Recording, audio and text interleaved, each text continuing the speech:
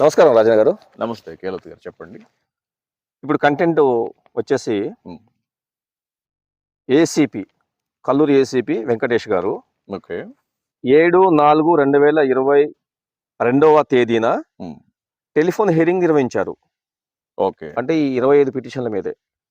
Okay. Okay. అంతకంటే ముందు కూడా 2022 సంవత్సరంలో. 22 సంవత్సరం. ఓకే. అంతకంటే ముందు కూడా హ్మ్. కొన్ని నోటీసులు కూడా ఇచ్చారు హుహు. ఏసీపీ వెంకటేష్ గారికి. హ్మ్. నోటీస్ ఇచ్చినప్పుడు ఆయన కమిషన్ ఎదురుగా ఎప్పుడు రాలేదు. ఎందుకు రాలేదు? ఎందుకు రాలేదు సార్ అంటే వారికి అదనపు డ్యూటీలు ఉన్నాయని చెప్పేసి ఆయన తప్పించేవారనమాట. అంటే ఇప్పుడు కమిషన్‌కి వెంకటేష్ గారు రాలేదు. అంటే వెంకటేష్ గారు రాలేదని జెప్పి, ఎందుకు రాలేదు అనే విషయంలో అక్కడున్న కమిషనే విషయం చెప్పేవాళ్ళు. ఈ పలానా పనుంది గాబట్టి ఆయన రాలేకపోయాడని జెప్పి మీతో సమాధానం చెప్పేవారా ఆయన? సమాధానం చెప్పేవారు. ఆహా! అది మరి చట్టరీత్యా కరెక్ట్ గాదు గదా! అది అనుమానాస్పదం కూడా ఉంది నాకు. ఇప్పుడు చట్టరీత్యా ఒక కమిషన్ అంటే హై లెవెల్ అండి. High level. ఒక మంచి ప్రోటోకాల్ ఉన్నటువంటి వ్యక్తి కమిషన్ అంటే. ఇప్పుడు ఏ అధికారి పిలిచినా అక్కడికి రావాలి. ఏ డిపార్ట్‌మెంట్‌లో వాళ్ళైనా సరే, నేరారోపణ ఉన్నప్పుడు, పలానా సంగతి జరిగినప్పుడు, ఆ వ్యక్తి అక్కడికి రావాలి. ఒకవేళ ఆ వ్యక్తికి వారు మద్దతు పలికితే గనక, వారి స్థాయిని వారే తగ్గించుకున్నట్టు గదా! అది నా అవును. ఉద్దేశ్యం. అవునది. నా అది ఉద్దేశం. వాస్తవమే. హ్మ్. తగ్గించుకోవటమే గాదు. ఆ! అదే అదే కమిషన్ విషయంలో గూడా హ్మ్. ఆర్‌టీఐ కమిషన్ ఎంత పవర్‌ఫుల్‌గా ఉంది. హ్మ్. చట్టాలు ఏ ఏ విధంగా పకడ్బందీగా ఉన్నాయనే దాని మీద హుహు. కొన్ని చట్టాల్ని కోర్ట్‌లో ఏసే శిక్షలను బట్టి గూడా మనం అర్థం చేసుకోవచ్చు. హ్మ్. అంటే కోర్ట్ చాలా హానరబుల్ అని ఇప్పుడు మనం ఇప్పుడు ప్రెజెంట్‌గా ఉన్న సిట్యుయేషన్‌లో కోర్ట్ చాలా హానరబుల్. వెరీ హానరబుల్ అండి. గతంలో ఏం జరిగింది? కోర్ట్‌కెళ్తే వామ్మో! ఇప్పుడు న్యాయం జరిగిద్దా? హ్మ్. అబ్బా! కోర్ట్‌కెళ్తే న్యాయం జరిగిద్దా? హ్మ్. కోర్ట్‌లో సాక్ష్యాలను కూడా తారుమారు చేసుకోవచ్చు అనేది కూడా గతంలో కొన్ని చోట్ల ఇన్నాం మనం. ఓకే. కానీ అది ఇంపాసిబుల్ అది. ఆహా! ఇప్పుడున్నటువంటి చట్టాల ప్రకారం. ఇప్పుడున్న చట్టాల ప్రకారం, ఇప్పుడున్న జస్టిస్ ప్రకారం చూస్తే హ్మ్. ఓన్లీ కోర్టే హ్మ్. ఎంత నీతి నిజాయితీగా చేస్తదనే దాని మీద అవునులెండి. కూడా అంటే ఇప్పుడు అవినీతిని నిర్మూలించడానికి నిజంగా కొంతమంది పెట్టి పుట్టారనుకోవాలి. కొంతమంది జడ్జెస్ గాని, కొంతమంది అధికారులు గాని, ఏమి ఆశించకుండా మనం ఏం తీసుకురాలేదు, ఏమి తీసుకెళ్ళం. మనం ఉన్నప్పుడే వ్యవస్థ బాగుపడాలని హ్యాపీగా ఫీల్ అయ్యే వాళ్ళు అధికారులున్నారు. వాళ్ళని బట్టి నేను చాలా హ్యాపీ ఫీల్ అవుతున్నాను. అయితే ఇంతకుముందు మీరు ఒక విషయం చెప్పారు నాకు. ఒక ఇంచుమించు ఒక 20 కేసుల వరకు అంటే మీరేదైతే అప్పీల్ పెట్టారో వాటిని డిస్పోజ్ చేశారనే సంగతి చెప్పారు. దాని గురించి ఏమైనా ఇన్ఫర్మేషన్ ఉందా మీ దగ్గర? అంటే ఇదొచ్చేసి టెలిఫోన్ హియరింగు. Telephone hearing. ఎట్లా అంటే 7/4/2022న ఆహా! టెలిఫోన్ హియరింగ్ నిర్వహించారు బుద్దా మురళి గారు. ఓకే. ఆ టెలిఫోన్ హియరింగ్‌లో ఫోన్ ద్వారా కూడా నేను అన్ని వివరాలు వివరించాయన్ని. ఆహా! ఆ కేసు దాని మీద ఏ పాయింట్ మీద ఏదడిగాను, ఏ పాయింట్ మీద దేనికి నాకు సంబంధం ఉంది, హుహు. దేనికి ఇన్ఫర్మేషన్ వాళ్ళు ఇవ్వలేదు అనే దాని మీద ఇచ్చాను. హుహు. ఇంతకంటే ముందు అవతల అంటే ఓకే. ఓకే. ఇప్పుడు మీరు ఏడో మన బుద్దా మురళి గారి మీద కేస్ పెట్టారా? బుద్దపల్లి మీద కేసు పెట్టాను. ఓకే. అయితే ఆ సబ్జెక్ట్ మీద చూస్తే ఆ! 7/4/2022న హ్మ్. టెలిఫోన్ హియరింగ్ ఆహా! అంతకంటే ముందంటే హ్మ్. ఏసీపీ గారి ఇన్ఫర్మేషన్ ఇవ్వలేదని చెప్పేసి హ్మ్. లేదా ఇంకా మనం హైయర్ ఆఫీసరు హ్మ్. పోలీస్ కమిషనర్ గారి వద్ద కానివ్వండి, డీసీపీ గారి వద్ద కానివ్వండి హ్మ్. ఇన్ఫర్మేషన్ కోరినప్పుడు హ్మ్. అది పబ్లిక్ ఇన్ఫర్మేషన్ ఆఫీసరు మన ఏసీపీ గారిని నియమించారు. హ్మ్. నియమించినప్పుడు వారు ఖచ్చితంగా హియరింగ్‌కి అటెండ్ అవ్వాలా. సేమ్. అయితే హ్మ్. 7/4/2022 హ్మ్. తేదీన టెలిఫోన్ హియరింగ్ నిర్వహించారు హ్మ్. బుద్దా మురళి గారు. ఓకే. ఓకే. నిర్వహించినప్పుడు దీంట్లో ఆయన కేసులు డిస్పోజ్ చేయాల్సిన అవసరం లేదు. ఓకే. కానీ ఆయన డిస్పోజ్ చేశారంటే హ్మ్. నాకు ఆయన మీద చాలా అనుమానాలున్నాయి. ఆ అనుమానాలు మొత్తం గూడా హ్మ్.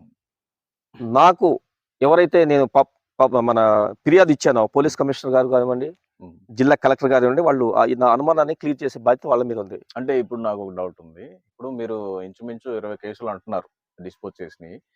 ఇప్పుడు మీరు ఏ కాగితాలైతే కమిషన్‌కి పంపించారో అవి మీ దగ్గర ఉన్నాయా? యెస్.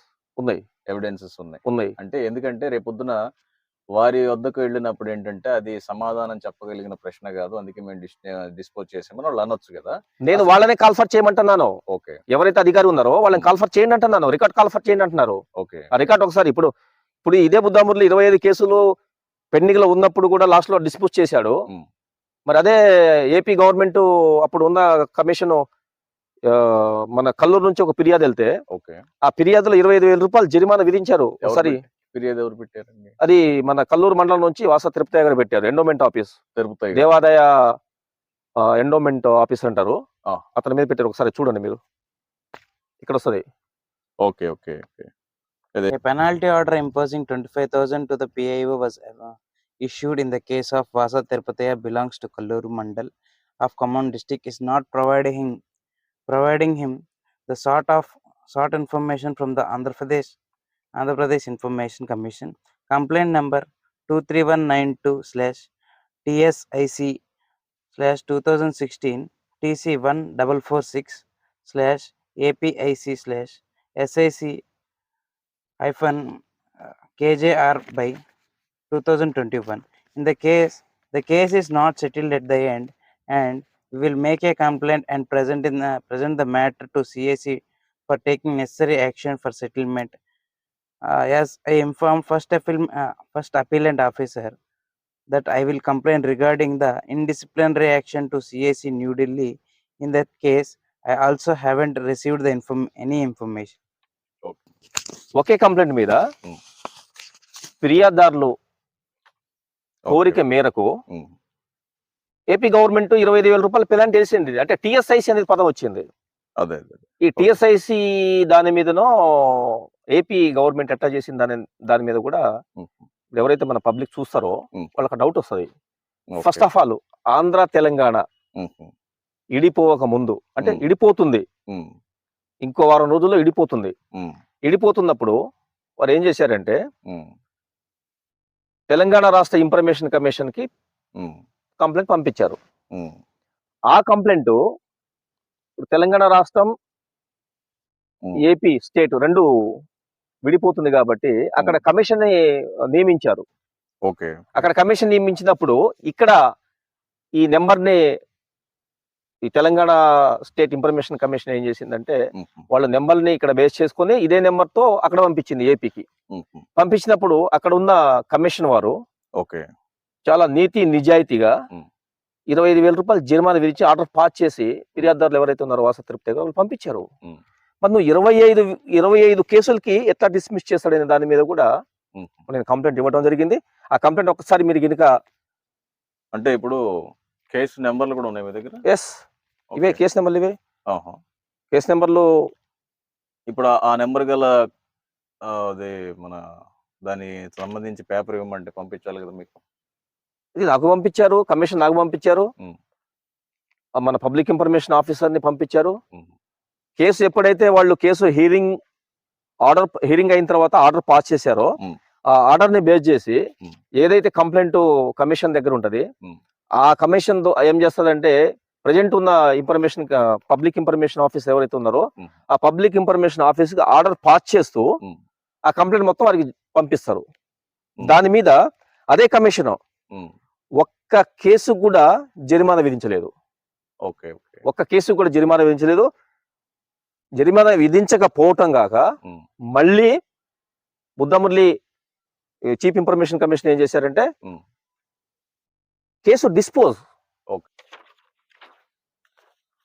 ఇవ్వండి, నేను తీసుకున్నాను. నేను అనగా కేలోతు కృష్ణ, తండ్రి భాగీష, వయసు 46, కులము ఎస్టీ లంబాడు, వృత్తి వ్యవసాయ కూలి, ఇంటి నెంబర్ 1-82, కొబ్బలరావు బంజరు గ్రామం, ముత్సవరం పోస్ట్, కల్లూరు మండలం, ఖమ్మం జిల్లా, పిన్ కోడ్ 507-209.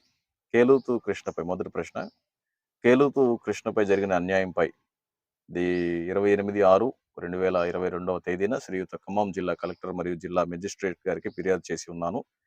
అట్టి ఫిర్యాదుపై 14/7/2022 సమాచార హక్కు చట్టం 2005 సెక్షన్ 18/1 నిబంధనల ప్రకారము ఆ యొక్క ఫిర్యాదును విచారణ జరిపించాలని సమాచార కమిషన్ కు ఫిర్యాదు చేయగా అట్టి ఫిర్యాదుపై case number 9839/SIC doctor GS Nayak 2022 నమోదు అయినది. ఇట్టి కేసుపై జిల్లా కలెక్టరు మరియు జిల్లా మెజిస్ట్రేట్ గారికి 28/6/2022 తేదీన ఫిర్యాదు ఇవ్వనైనది. మరియు SC/ST కమిషన్ కు 14/11/2022 తేదీన ఫిర్యాదు ఇవ్వనైనది. కల్లూరు ACP వెంకటేష్ గారు C number NIL A1 RTI KMM 2022 ద్వారా రిప్లై ఇస్తూ అందు కేలుతు కృష్ణను అవమానించారు, సమాచారాన్ని తప్పుద్రోవ పట్టించినారు. సమాచారాన్ని కల్లూరు ఏసీపీ గారు కోరనైనది. లంబాడ జాతికి చెందిన కేలోతు కృష్ణపై అక్రమంగా క్రిమినల్ కేసులు బనాయించి తనపై రౌడీ షీట్ ఓపెన్ చేయించి అవమానించి అగౌరవపరిచినందుకు గాను ఏసీపీ గారికి కఠిన కారాగార శిక్ష విధించాలి.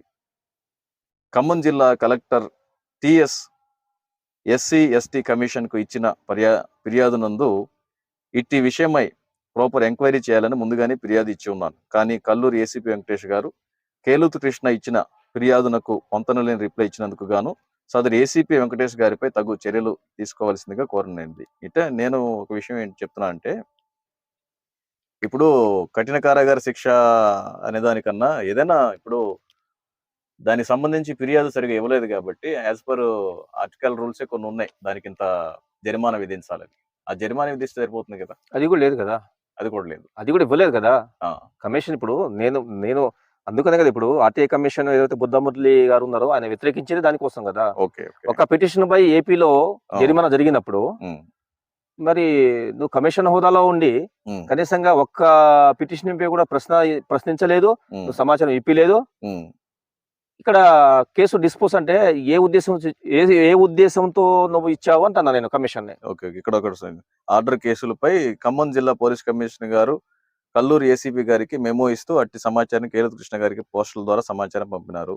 కేలోతు కృష్ణ గారికి పోలీస్ కమిషనర్ గారు పంపిన పోస్టల్ రిసిప్ట్ నే ఆధారంగా చూపిస్తూ కేలోతు కృష్ణకు సమాచారం ముందస్తుగానే ఇచ్చామంటూ కల్లూరు ఏసీపీ వెంకటేష్ గారు మోసపూరితమైన సమాధానం ఇచ్చినందుకు గాను దానికి కొంత యాక్షన్ తీసుకోమని ఒకటి ఉందన్నమాట.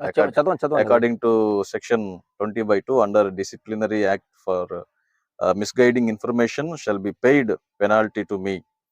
Section 9/8 B can be recommended for initiating disciplinary action. Action అంటే చట్టంలో ఉంది, ఆ రూల్ ఉంది, చట్టంలో ఆ రూల్ ఉంది. ఓకే. ఉన్నప్పుడు నేను బుద్ధమురళి గారిని ఒకటి అడుగుతున్నాను, ఎందుకు ఇంప్లిమెంట్ చేయలేకపోయినావు? ఓకే. నువ్వు చేయాల్సిన పని ఏంటి? ఫిర్యాదుదారులు ఎన్నిసార్లు వస్తారు నీ కాడికి? అంటే ఇప్పుడు మీరు చెప్పేది ఏంటంటే బుద్ధా మురళి గారే ఏసీపీ వెంకటేష్ గారిని పక్కన పెట్టారా, లేకపోతే ప్రోత్సహించారు, ప్రోత్సహించారు, అవినీతిని ప్రోత్సహించారు. అవినీతిని ప్రోత్సహించారు. దానికి సాక్ష్యం ఇదే. ఓకే. 25 కేసుల్లో ఆ, ఈ పిటిషన్, ఓకే. 25 పిటిషన్ లో డిస్పోజ్ చేయడానికి నీకు అసలు ఎక్కడ కాజు కనిపించింది?